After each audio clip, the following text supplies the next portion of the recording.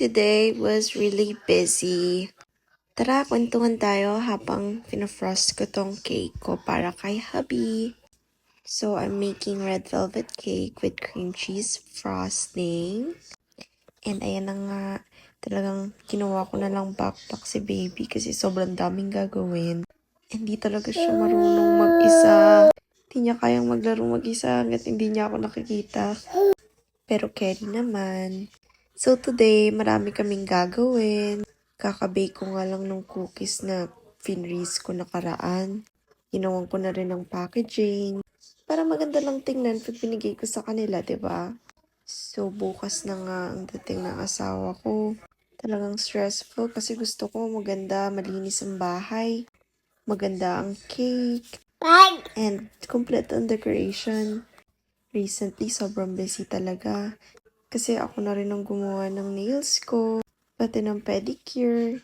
Dahil sobrang mahal nga dito pag magpag-ayos ka.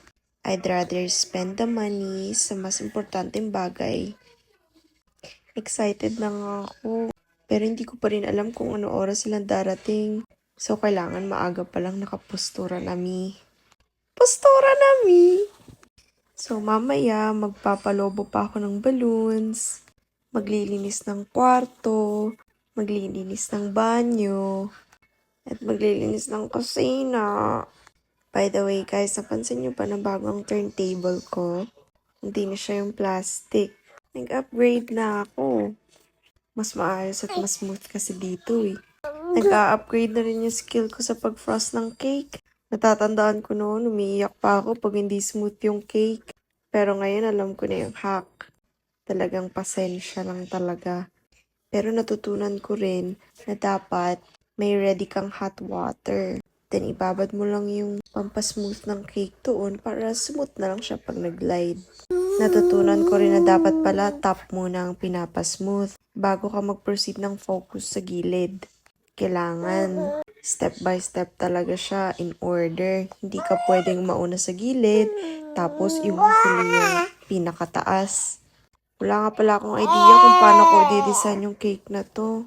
Mag-freestyle na lang ako. Ayan, kung napapansin nyo sa taas may chocolate. Epic fail yan. Alam ko naman nung umpisa na hindi mag-work, pero hindi ko alam kung anong ginagawa ko ba. Pinapahirapan ko lang yung sarili ko. Oo nga pala, medyo nag-i-improve na yung piping ko. Noon, parang ano lang eh.